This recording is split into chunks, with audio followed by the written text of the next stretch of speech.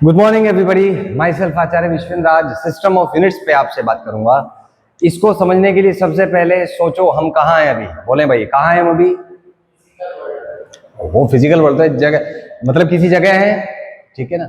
ये जगह किसी स्टेट में होगी। जैसे मान लो एग्जांपल अपन मान लो कि अहमदाबाद में है। अहमदाबाद कहाँ है? गुजरात कहाँ है? इंडिया कहाँ है? एशिया कहाँ है? हाँ, एशिया है अर्थ पे। एशिया कॉन्टिनेंट है जो है अर्थ पे। अर्थ कहाँ है? सोलर सिस्टम में। सोलर सिस्टम कहाँ है? हाँ, मिल्की वे। यूनिवर्स कहाँ है? मिल्की वे गैलेक्सीज है ना। और मिल्की वे कहाँ है? और यूनिवर्स कहाँ है? किसी चीज में है। हम कहते हैं ना यूनिवर्स एक्सपेंड कर रहा है, तो एक्सपेंड करने के लिए जगह भी तो होनी चाहिए ना। तो वहां पे कुछ स्पेस है, तो बेटा उसको कहते हैं इंटरस्टेलर स्पेस। क्या कहते हैं? इंटरस्टेलर। जब यूनिवर्स जहां खत्म होता है, ये किसी चीज में फैल रहा है, it is expanding into something, वही समथिंग है Interstellar space. Is that clear? लेकिन वापस आ जाओ, तो ये जो सारी हमने बात की, ये फिजिकल वर्ल्ड की बात की। किसकी बात की? Physical world. तो यहीं से बात स्टार्ट होती है कि हम बात करते हैं फिजिकल वर्ल्ड की। फिजिकल वर्ल्ड मतलब जो भी हम अपनी 5 सेंसेस से दुनिया के बारे में समझते हैं। तो हमारा जो 5 सेंस ब्रेन है, उस ब्रेन को जो इंफॉर्मेशन मिलती है उसके बेसिस पर हम जो भी समझते हैं वो सारा का सारा आपका फिजिकल वर्ल्ड होगा। क्या हो गया? Physical world. लेकिन जब हम इसको किसी को बताएंगे, जैसे एग्जांपल ले लो, मान ली मेरे बारे में सोचो, हम अभी वीडियो बना रहे हैं, पीछे स्क्रीन है, तो मैं आपसे पूछूं कि इसके बारे में कुछ बताएं, तो क्या बताओगे आप? कि साहब स्क्रीन का लेंथ इतना होगा। मान लीजिए कि आप कहेंगे कि इसका लेंथ 5 फीट इंटू 3 फीट इसका विड्थ है, इसका कलर थोड़ा सा ब्लूइश टाइप का है, ये वाला कलर ब्लैक है, इसका टेम्परेचर कुछ ऐसा होगा। तो जब आप फिजिकल वर्ल्ड को एक्सप्लेन करते हैं तो आपको कुछ टर्म्स की जरूरत पड़ती है, जिसको हम कहते हैं फिजिकल वर्ल्ड के एक्सप्लेनेशन के लिए यू नीड सर्टेन टर्म्स, और उन सर्टेन टर्म्स को बेटा कहा जाता है फिजिकल क्वांटिटीज। क्या कहा जाता है? बोलो। Physical quantities. जैसे कि सबसे सिंपल है भाई लेंथ। जैसे मैंने कहा जी स्क्रीन का लेंथ इतना है, ब्रेड्थ, हाइट हो सकता है, एरिया, वॉल्यूम हो सकता है, मास हो सकता है, टेम्परेचर हो सकता है। तो ये वेरियस फिजिकल क्वांटिटीज हैं जिसके थ्रू हम फिजिकल वर्ल्ड को एक्सप्लेन कर सकते हैं। इज दैट क्लियर बच्चों? अब इसका एक और एग्जांपल ले लो। सब्जी खरीदी है कभी? सब्जी एग्जांपल ले लो, 3 एग्जांपल।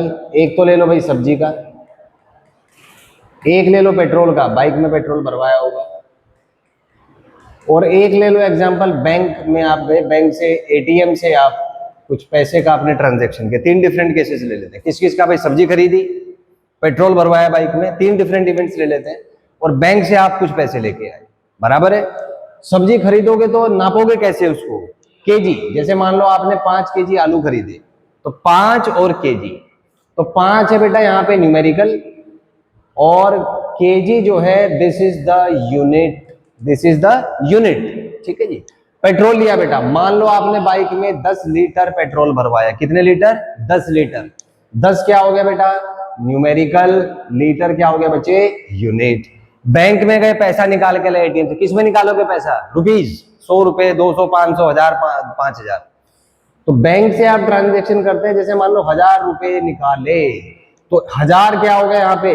न्यूमेरिकल वैल्यू, और बेटा रुपीज क्या हो गया यहाँ पे? यूनिट हो गया। क्या हो गया? यूनिट। फिजिकल सिग्निफिकेंस समझ आया लाइफ में? तो हमें क्या है बेटा, डेली लाइफ में जब हम डील करते हैं तो कम्युनिकेशन के लिए कुछ क्वांटिटीज की जरूरत पड़ती है और कुछ यूनिट्स की जरूरत पड़ती है ताकि हम उसको नाप पाए। अब बात आती है यहाँ पे, एक एग्जांपल ले लो। पुराने समय में जब सिविलाइजेशन डेवलप हो रही थी तो क्या होता था? लोग कम थे। जैसे मान लो हमारे देश की बात करें, भारत में, यहाँ पे गेहूं होता है, चावल होता है, आम होते हैं, लेकिन हम अपने गेहूं खुद खा जाएंगे, अपना चावल खुद खा जाएंगे, तो पैसा कहां से आएगा? क्योंकि और भी चीजों की जरूरत पड़ती है। कपड़ा भी तो चाहिए ना, चूड़ियां भी तो चाहिए ना, हीरा भी तो चाहिए ना। तो उसके लिए क्या है कि हमें व्यापार करना पड़ा। ह्यूमन सिविलाइजेशन से उसको व्यापार करना पड़ा। तो होता क्या था कि हमारे भारत से जो हमारे प्रोडक्ट्स हैं, जैसे गेहूं हो गया, चावल हो गए, आम हो गया, इसको बड़े बड़े जहाजों में पानी के भर लिया जाता था, फिर वो जहाज समुद्र के थ्रू, नदियों के थ्रू एक जगह से दूसरी जगह जाते थे, वहां पे वो अपना माल बेचते थे और दूसरे व्यक्ति का कुछ प्रोडक्ट जैसे कपड़े हो गए, हीरा हो गया, सोना हो गया, इस तरीके जो प्रोडक्ट्स थे वो खरीदते थे। लेकिन यहां समस्या थी, इसको नापेंगे कैसे भाई? ये कैसे पता कि उसका मतलब उसका न्यूमेरिकल वैल्यू क्या है? वैसे जैसे मान लो हमें तो पता है कि भाई ये 2 किलो है, ये 5 किलो, देखने से तो पता लग जाता है, लेकिन उसको एक्चुअल में कैसे नापेंगे जिससे कोई गड़बड़ ना हो? तो उसकी तरकीब क्या थी? मान लो एक तो दुकानदार है, शॉपकीपर, और एक आप हो, यू। आप सोचो सब्जी खरीदने गए, 5 किलो आलू आपने लिया, तो 5 किलो आलू, ये आपको कैसे पता आलू 5 किलो है? क्योंकि जो शॉपकीपर है उसके पास ना ऐसे एक डिजिटल मशीन सी रखी रहती है, यूं इस तरीके से, यहाँ पे वो सब्जी रखेगा, यहाँ पे रीडिंग आती है जी 5 किलो, आप नाप लेते हो कि ये 5 किलो है। तो ये जो मशीन है नापने की, ये किसने बनाई? आपने बनाई, दुकानदार ने बनाई, कि किसी थर्ड पार्टी ने बनाई? थर्ड पार्टी ने बनाई। क्यों? क्योंकि आप भी चालाक हो, दुकानदार भी चालाक है। अगर दुकानदार मशीन बनाता, वो क्या करता? इस पे लिखा तो 5 किलो होता, लेकिन एक्चुअल में जो वजन होता वो होता 4.5 किलो। ये अपनी सेटिंग मारता है, बीच में डंडी मारता है, इसमें लिखा है 5 किलो, होगा कितना? 4.5, तो आधा किलो का वो डंडी मार गया, आप बेनिफिट ले गए। आप भी चतुर प्राणी हो, सियाने मानुस हो, तो क्या करोगे यार? आप जो मशीन बनाओगे उसमें लिखा तो होगा 5 किलो, लेकिन इसमें वजन आएगा 5.5 किलो, आप अपना फायदा देखोगे। बात बराबर है कि नहीं? अब दोनों पहुंच गए। आप कह रहे हो कि साहब मैं तो अपनी मशीन से नापूंगा, दुकानदार क्या कह रहा है? अपनी मशीन से नापूं। काम हो पाएगा कभी? लड़ाई होगी कि नहीं? क्योंकि दोनों का बेनिफिट है। तो इसीलिए जरूरत पड़ती है एक ऐसे सिस्टम की जिसको आप भी माने, जिसको दुकानदार भी माने। तो इसी वजह से डेवलप हुआ सिस्टम ऑफ यूनिट्स। क्या डेवलप हुआ बच्चे? सिस्टम ऑफ यूनिट्स, ताकि अपन व्यापार करें, नापने में ना उलझे रह जाए कि ये गलत और वो ठीक। तो इन्हीं की वजह से डेवलप हुआ आपका सिस्टम ऑफ यूनिट्स। क्या डेवलप हुआ बोलते रहे बेटे? System of units. और ये जो सिस्टम ऑफ यूनिट्स हैं, तो शुरू में जो था वो एफपीएस सिस्टम चलता था, फिर एक था जी सीजीएस सिस्टम, और एक था आपका एसआई सिस्टम। 3 डिफरेंट यूनिट्स चलते थे। लेंथ, मास और टाइम की जरूरत पड़ती थी मुख्यतः, क्योंकि उसी से आपका काम चल जाता है। व्यापार करना है, मास से काम चल जाएगा। आपको लेंथ मेजर करना है तो लेंथ से आप काम चला लेंगे। एक चीज और थी, टाइम। तो इन्हीं तीनों चीजों से काम चलता था। लाइफ सिंपल थी, तो 3 फिजिकल क्वांटिटी से ही काम चल जाता था। तो पहला आता है बेटा एफपीएस सिस्टम। एफपीएस में एफ क्या होता है बोलो? फुट। एफ क्या होता है जी? फुट। पी क्या होता है जी? पाउंड। और एस क्या होता है आपका? सेकेंड। फुट किसकी यूनिट है? लेंथ की। किसकी यूनिट है? लेंथ। सुना होगा ना, 6 फीट हाइट है, अभी भी चलन में है, तो फुट उसी का सिंगुलर फॉर्म है, बराबर है। अगला है बेटे पाउंड। पाउंड होता है मास का यूनिट। किसका? मास का। अभी भी बर्थडे में जो केक आता है पाउंड में आता है, 2 पाउंड का, 4 पाउंड का, लगभग 400 ग्राम होते हैं 1 पाउंड में। तो ये है सेकंड। तो समझ ही गए होंगे, तो आज भी वैलिड है। लेकिन इसमें समस्या क्या आती है? एफपीएस में कन्वर्जन में दिक्कत आती थी, कैलकुलेशंस में दिक्कत आती थी। कैसे? जैसे भाई 1 फुट में 12 इंच होते हैं, और 1 इंच में कितने सेंटीमीटर होते हैं बेटे? 2.54। इसको सॉल्व करोगे आएगा 12 से 48 4 30.48 सेंटीमीटर। कैलकुलेशन करने में दिक्कत हो रही है कि नहीं? तो इस सिस्टम में लिमिटेशन क्या थी कि कैलकुलेशंस में दिक्कत होती थी, क्योंकि वो डेसिमल में आता था। It was not very feasible, very calculative.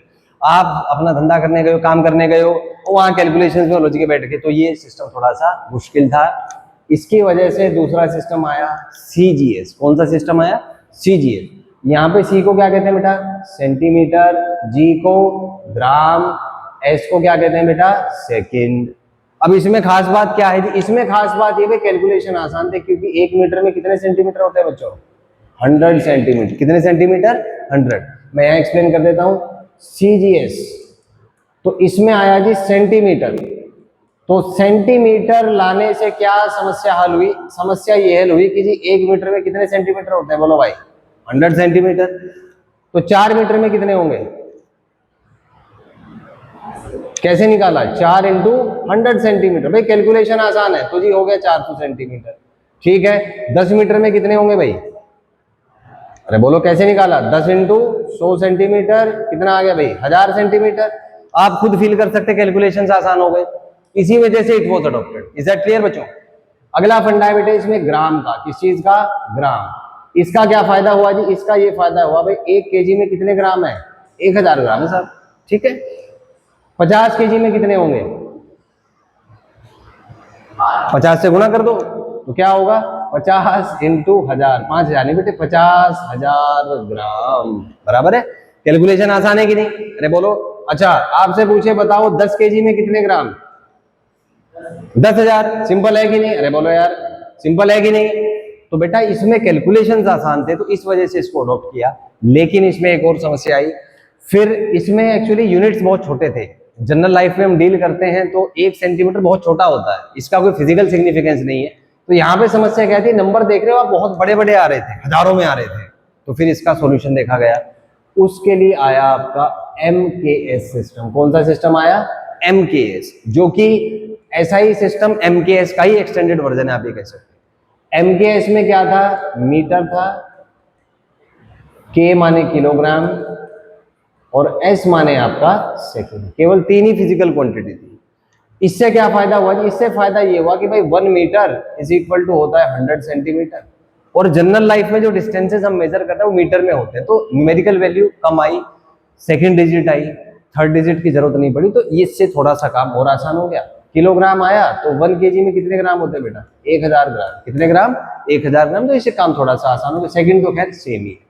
तो आपने देखा इनिशियली कि सिस्टम ऑफ यूनिट्स की जरूरत हमें पड़ी, ताकि जब हम इंटरकॉन्टिनेंटल या इंटरनेशनल व्यापार करें या आपस में भी व्यापार करें, एक चीज के बदले दूसरी चीज ले, नापेंगे कैसे उसको, आपको कैसे पता कि मास 2 केजी है कि 4 केजी, क्योंकि अगर हर एक अपना अपना सिस्टम बनाएगा वो उसमें मैनिपुलेशन करेगा, अपना फायदा देखेगा, जिसको डंडी मारना कहते हैं।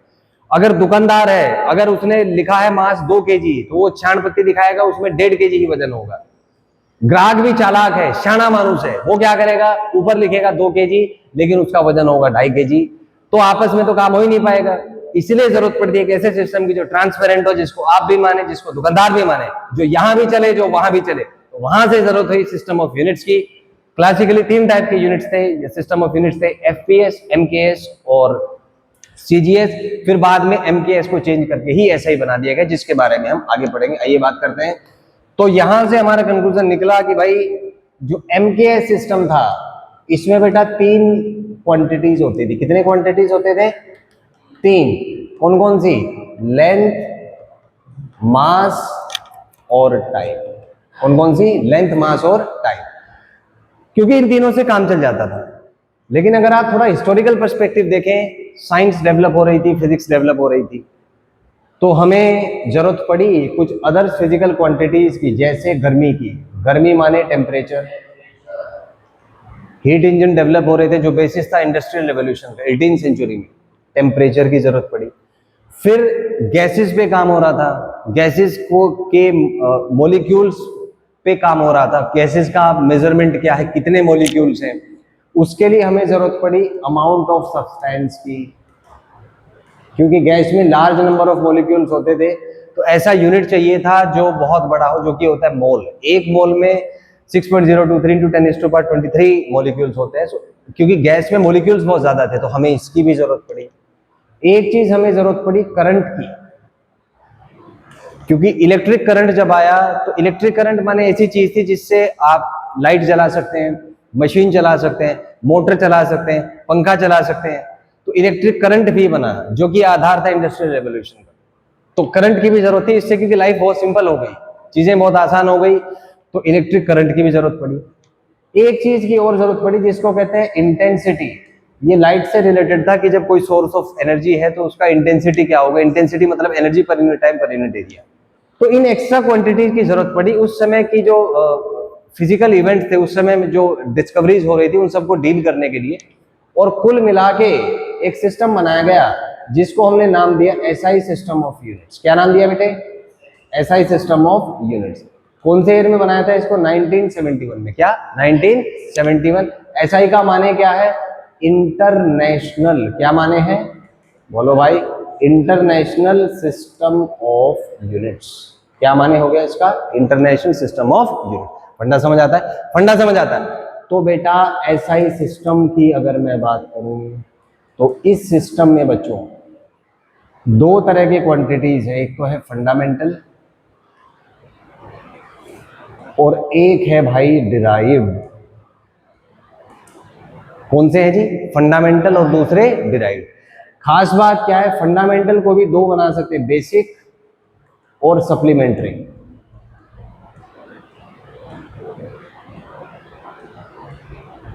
बेसिक में 7 होती हैं, सप्लीमेंट्री में 2 होती हैं। बेसिक में आती है length, mass, time, temperature, amount of substance, electric current और लुमिनियस इंटेंसिटी। वहीं पे सप्लीमेंट्री यूनिट्स में आती है प्लेन एंगल और सॉलिड एंगल। कौन कौन सा? अरे बोलो यार, प्लेन एंगल और सॉलिड एंगल। ठीक है जी। और खास बात है, फंडामेंटल क्वांटिटीज ये एक दूसरे से डिराइव नहीं होती, can't be derived from each other. अब इसमें एक कॉन्सेप्ट आता है, फंडामेंटल का माने क्या होता है? कुर्सी की कितनी टांगे होती है? 4। एक टांग तोड़ दो, क्या उसका काम बाकी तीनों कर पाएंगे? फंडामेंटल माने उस फंडामेंटल सिस्टम में जो यूनिट्स है, हर एक का अपना सिग्निफिकेंस है, एक का काम दूसरा प्ले नहीं कर पाएगा। तो फंडामेंटल क्वांटिटीज एक दूसरे पर डिपेंड नहीं करती, इंडिपेंडेंट ऑफ ईच अदर होती है किसी पार्टिकुलर सिस्टम में। किसमें? किसी पार्टिकुलर सिस्टम में। ये बात समझ आती है बेटा? ये बात समझ आती है। लेकिन डिराइव्ड जो क्वांटिटीज हैं, दे आर डिराइव्ड इसलिए कहते हैं, they can be derived from fundamental और ईच अदर, एक दूसरे से भी डिराइव हो सकती हैं। Is that clear? तो वो कौन से यूनिट्स आगे? डिराइव्ड। कौन से यूनिट्स आगे? डिराइव्ड। इसको ऐसे समझो, जैसे एक अगर ह्यूमन बीइंग की बात करें तो उसे जीवित रहने के लिए, जिंदा रहने के लिए क्या क्या चाहिए? खाना, वाटर और घर, है ना? रोटी, कपड़ा और मकान, मौलिक आवश्यकता है, फंडामेंटल है। बाकी उसको बाइक चाहिए, बड़ी पैसा चाहिए, ये सब एड ऑन चीजें हैं, डिराइव्ड है, फंडामेंटल नहीं है। तो रोटी, कपड़ा, मकान अगर आपके पास है तो आपका काम चल जाएगा, बाकी एड ऑन चीजें हैं। तो उसी तरीके से सिस्टम ऑफ यूनिट्स में बेटे 2 क्वांटिटीज हैं, कौन कौन सी? फंडामेंटल और डिराइव्ड। फंडामेंटल में फिर 2 फंडे, कौन कौन से? बेसिक और सप्लीमेंट्री। बेसिक में कितने फंडे? 7 क्वांटिटीज, सप्लीमेंट्री में 2, प्लेन एंगल एंड सॉलिड। बराबर, इतनी बात समझ आई? अब बेटा इसकी जो फंडामेंटल क्वांटिटीज की मैं बात करूंगा यहाँ पे, फंडामेंटल क्वांटिटीज, तो इसमें कुल मिला के 7 और 2 कितने हो गए? 7 और 2 कितने हो गए? 9। 7, 8 और जी 9। ठीक है जी। पहला होता है बच्चे लेंथ, क्या होता है? दूसरा होता है मास, तीसरा होता है टाइम, चौथा होता है टेम्परेचर, पांचवा होता है अमाउंट ऑफ सब्सटेंस, क्या होता है? Amount of substance. छठा होता है इलेक्ट्रिक करंट, क्या होता है? Electric current. सातवां होता है बच्चे लुमिनियस इंटेंसिटी, क्या होता है? बोलो, लुमिनियस इंटेंसिटी। आठवां होता है आपका प्लेन एंगल, क्या होता है जी? Plane angle. और लास्ट होता है बेटे सॉलिड एंगल, क्या होता है? Solid angle. लेकिन इसमें तुम ऐसे बोर हो जाओगे, याद नहीं होगा किसमें कहां क्या। मैं एक स्टोरी सुनाता हूं तुम्हें मस्त सी। सोचो आप एक दुकान पे गए, कहां गए? दुकान पे गए, आपके हाथ में एक मीटर स्केल है, क्या है? Metre scale. विजुअलाइज करो, एक दुकान है, दुकान के सामने आप, और आपके हाथ में क्या है जी? मीटर स्केल है साहब। क्या है? Metre scale. तो पहला क्वेश्चन आपके दिमाग में आएगा, इसका लेंथ कितना है? क्या है इसका लेंथ? पता है आपको? मीटर स्केल सामान्यतः उसकी लेंथ होती है 30 सेंटीमीटर। कितना? 30 सेंटीमीटर। वैसे छोटे भी आते हैं बट सामान्यतः स्टील वाला जो 30 का आता है। इज दैट क्लियर बच्चों? तो पहला विचार क्या आया आपके दिमाग में? लेंथ। पहला विचार क्या आया? लेंथ। उसके बाद आपको भारी लगा, क्या लगा? भारी लगा। भारी माने मास, भारी माने मास। आप जहां खड़े थे वहां पे एक दुकान थी, उस दुकान पे मास की मशीन लगी हुई थी। आप गए उस दुकान पे गए तो वहां एक घड़ी भी थी। घड़ी में टाइम था बेटे 4 बज रहे थे। कितने बज रहे थे? 4। कड़कती धूप पड़ रही थी, 4 बज रहे थे। गर्मी लगी होगी कि नहीं? गर्मी माने टेम्परेचर, गर्मी माने टेम्परेचर। जैसे ही गर्मी आई आपको पसीना आया, क्या आया? पसीना। पसीना भी एक सब्सटेंस है कि नहीं? अरे बोलो भाई। उससे पता लगा अमाउंट ऑफ सब्सटेंस, क्या चीज? Amount of substance. फिर आपने देखा जहां आप खड़े थे आपके नीचे से एक तार जा रही है, वो तार गर्म हो रखी थी, तो आपका पैर जो है उस गर्म तार से छू गया था, वहां से आया इलेक्ट्रिक करंट। क्या आया? Electric current. ये जो तार है ये एक इन्वर्टर से जुड़ा था जिसका नाम था लुमिनियस। क्या नाम था? लुमिनियस, और उस पे क्या लिखा था, इंटेंसिटी। क्या लिखा था, इंटेंसिटी। नाम क्या आ गया बच्चे, लुमिनियस इंटेंसिटी। क्या नाम आ गया, लुमिनियस इंटेंसिटी। अब आप सोचो वो जो इन्वर्टर था वो प्लेन था, बिल्कुल प्लेन, समझ गए, बिल्कुल स्मूथ था, और उस पे एक एंगल बना हुआ था। क्या बना हुआ था, एंगल। लेकिन उसको आपने देखा वो नीचे से सॉलिड भी था, नीचे से ठोस था, ऊपर से प्लेन था, तो नाम क्या आ गया आपका, सॉलिड एंगल। क्या नाम आ गया, सॉलिड एंगल। अब ये स्टोरी रिवाइंड करो, लास्ट में क्या है, सॉलिड एंगल। विजुअलाइज हो रहा है, विजुअलाइज करो, थिंक सॉलिड एंगल। लास्ट में क्या बेटे, सॉलिड एंगल। इससे पहले प्लेन एंगल, इससे पहले लुमिनियस इंटेंसिटी, जनरेटर नहीं इन्वर्टर, लुमिनियस इंटेंसिटी। बोलो मेरे साथ, क्या, लुमिनियस इंटेंसिटी। इससे निकली बिजली की तार, माने इलेक्ट्रिक करंट। तार में पैर छू गया, पसीना निकला, अमाउंट ऑफ सब्सटेंस। पसीना मतलब टेम्परेचर था। टेम्परेचर क्यों देखने गए थे, टाइम था, कितने बजे थे, 4। टाइम देखने कैसे पहुंच गए थे, मास नापने के लिए। किसका मास, स्केल का, जिसकी लेंथ कितनी थी, 30 सेंटीमीटर थे। कितनी लेंथ थी बेटे, 30 सेंटीमीटर। अब स्टार्टिंग से रिवाइज करो, सबसे पहले लेंथ, उसके बाद फिर टाइम, फिर टेम्परेचर, फिर अमाउंट ऑफ सब्सटेंस, फिर ल्यूमिनियस इलेक्ट्रिक करंट, और लास्ट में ल्यूमिनियस इंटेंसिटी। उसके बाद प्लेन एंगल, उसके बाद सॉलिड एंगल। उंगलियों पे होगी नो चीजें, उल्टा चलो। 9th पे सॉलिड एंगल, 8th पे प्लेन एंगल, 7th पे ल्यूमिनियस इंटेंसिटी, 6th पे इलेक्ट्रिक करंट, 5वां अमाउंट ऑफ सब्सटेंस, 4था टेम्परेचर, 3रा टाइम, दूसरा पहला। अब सीधा बताओ, पहला, दूसरा, तीसरा, चौथा, 5वां, 6ठा, 7वां, 8वां, 9वां। अब फिर उल्टा चलो, 9वां, 8वां, 7वां, फिर 14, तीसरा, दूसरा, पहला। फिर से बताओ, पहला, दूसरा, तीसरा, चौथा, 5वां, 6ठा, 7वां, 8वां, 9वां। अब क्रॉस, दूसरा क्रॉस, 9वां, 7वां, चौथा, 5वां, हो गया, डन। इस तरह से आप ये साथ के साथ फिजिकल क्वांटिटी सीख सकते हैं। आपने देखा होगा बच्चों, this is a way how we can learn using mnemonics. बेटा ध्यान रखें, हमारा माइंड और ब्रेन पूरे यूनिवर्स का इंफॉर्मेशन याद रख सकता है, बट उसको एक्टिवेट करना पड़ता है। आपने वाइब्रेशंस को डिफरेंस फील किया होगा, तो जब भी आपको कोई चीज सीखनी है, उसको याद करना है, तो there is a way of that, there is a pattern of that. अपने विजुअलाइजेशन लोब को एक्टिव करें, ब्रेन के उस पार्ट को एक्टिव करें, उससे आपको मजा आना स्टार्ट होगा, अच्छा लगेगा, तब जाके आप उसको याद कर सकते हैं। If you have any doubt you can ask in the comment section. Thank you and have a nice day.